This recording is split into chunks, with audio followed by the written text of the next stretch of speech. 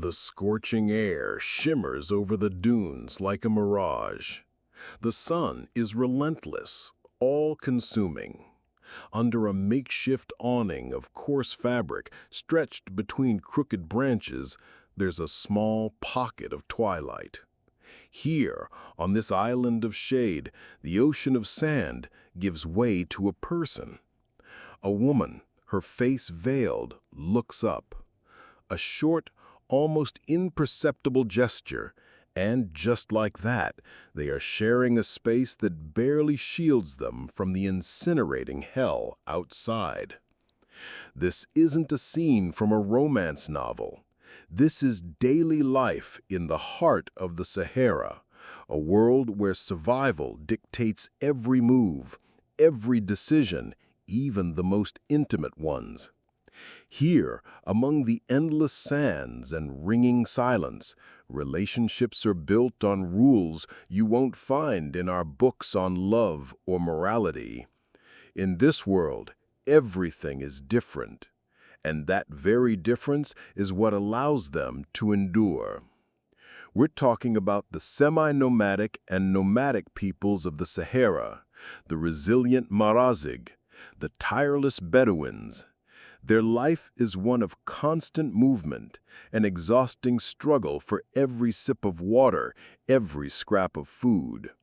But there's another challenge, less obvious but no less critical: a stark shortage of women in a world dominated by men. In some tribes, one woman may have several male partners who contribute to the survival and future of the community. It's this demographic imbalance, multiplied by the harsh climate and absolute isolation, that shapes a way of life that might seem shocking to us. But for them, it isn't a matter of sin or virtue. It's a matter of preservation. Not a whim, not a cold calculation, but a necessity. The core principle of this world is this: survival belongs not to those who blindly follow dogma, but to those who have learned to negotiate with reality. And the most complex, vital negotiation here is the one that governs the relationship between a man and a woman. In our culture, relationships are often built on exclusivity, the idea of possessing one person forever. In the Sahara, a union can be a temporary, flexible agreement, as shifting as the wind over the dunes. This isn't because people don't value intimacy, but because the desert doesn't grant you the right to be rigid. It demands flexibility in everything, including the most personal connections. Here, people aren't looking for the tender gestures or promises of eternal love we write down on paper. They're looking for a reliable partner to cross the dunes with, for help in a storm, for the chance to bring a new member into the tribe. When women are few and men are many, the community develops rules to distribute this precious resource fairly, avoid internal conflict, and maintain unity. This gives rise to a practice of temporary unions, what could be called wives in shifts. One woman, by mutual consent and within the tribe's arrangements, may share her tent and her private life with different men. This isn't anarchy. It's a strictly regulated, though unwritten, system that has been shaped over millennia.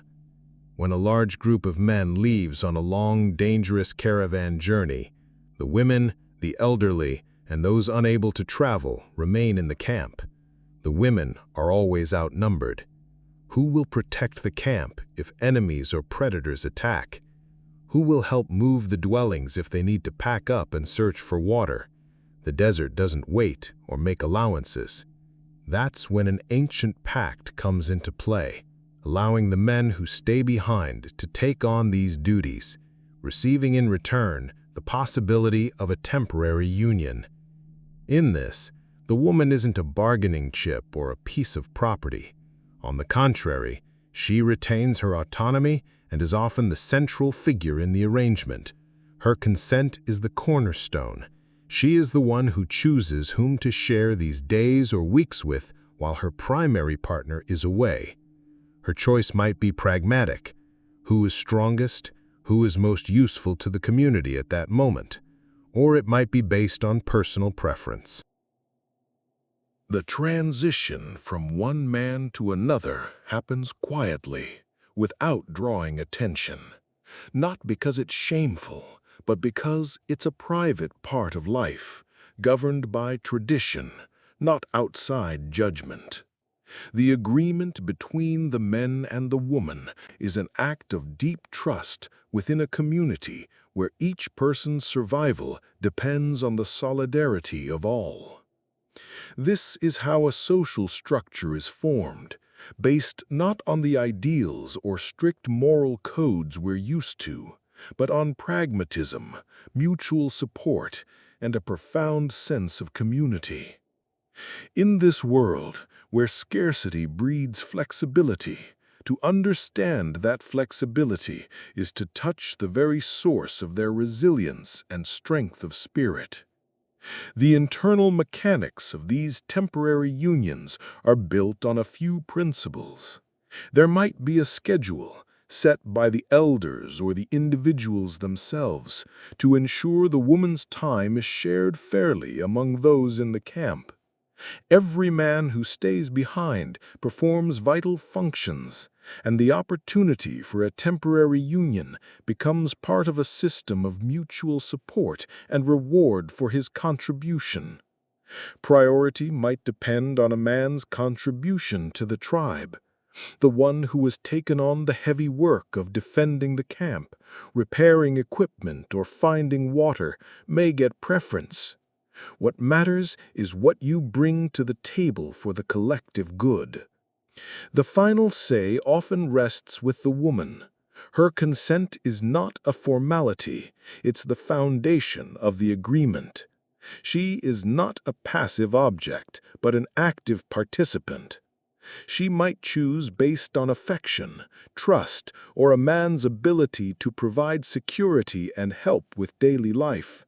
Her choice is respected because here a woman isn't just the keeper of the hearth, she's the axis around which the camp's life revolves.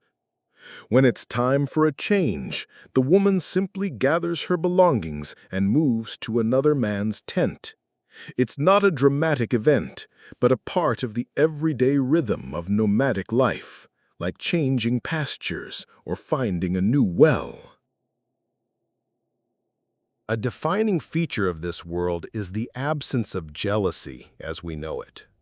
When a woman temporarily shares her tent with another man, her kinsmen, including her primary partner, don't feel destructive jealousy.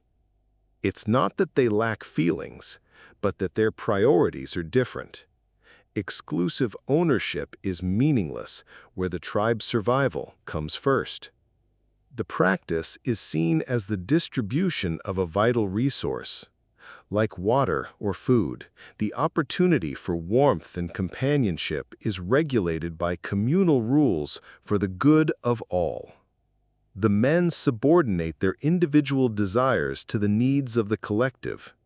Jealousy is a luxury the desert can't afford. When the primary partner returns from the caravan, there's no drama. He comes back to his tent, to his life. His woman is there to meet him, and no one asks questions. There are no interrogations about who she shared her nights with. What matters is the here and now. He's back, she was waiting, and life goes on. Her return to him is natural, without tension.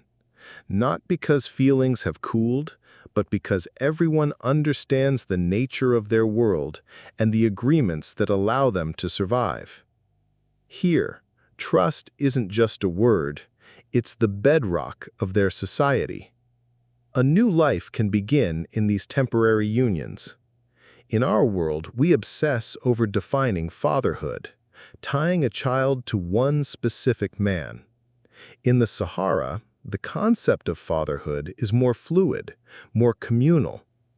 A new life is seen as a gift to the entire community. The responsibility for the child is borne not just by the biological parents, but by the other men and women, by the whole tribe. Every new member is a promise for the future. The tent, a simple dwelling of fabric and poles, becomes more than just a shelter from the wind and sand. It's the center of their world, a place where decisions are made, where intimacy is shared, and where these invisible pacts are forged and honored. From the outside, it's minimalism dictated by a life on the move. Inside, it's a complex world of connections built on trust, pragmatism, and the shared goal of surviving to continue the journey. Today, this practice is kept under wraps. As they encounter the outside world, the nomads of the Sahara have become more secretive. They don't discuss it in official conversations, but it lives on in songs, in whispers around the campfire, in the stories of the elders. It's a testament to their adaptability, their inner strength, and their understanding that in extreme conditions, only those who create their own rules will survive. We often seek stability, certainty, exclusivity. We build walls to separate what is ours from what is not, and that includes our personal lives. The nomads of the Sahara teach a different lesson. They show us that true strength lies in flexibility, that trust thrives where rigid boundaries do not exist, and that a common goal, survival, can forge bonds that transcend our conventional ideas. Their world isn't one without rules, but one with different rules, written not by lawyers, but by the desert itself.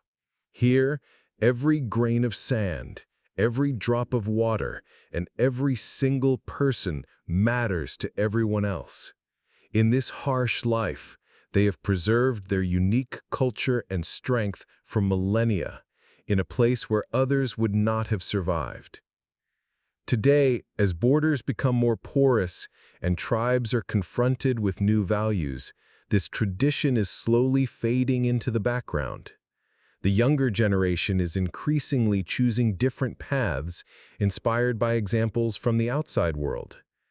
But in the most remote corners, where the silence still rings, where the tents still stand against the wind, the practice is still alive. It's preserved in the memory of the elders, in songs and stories, in the respect for a woman's choice and a collective responsibility. Perhaps one day it will disappear, dissolved in the tide of change. But as long as there are people in the sands of the Sahara who know how to listen to their world and live by its laws, the tradition endures.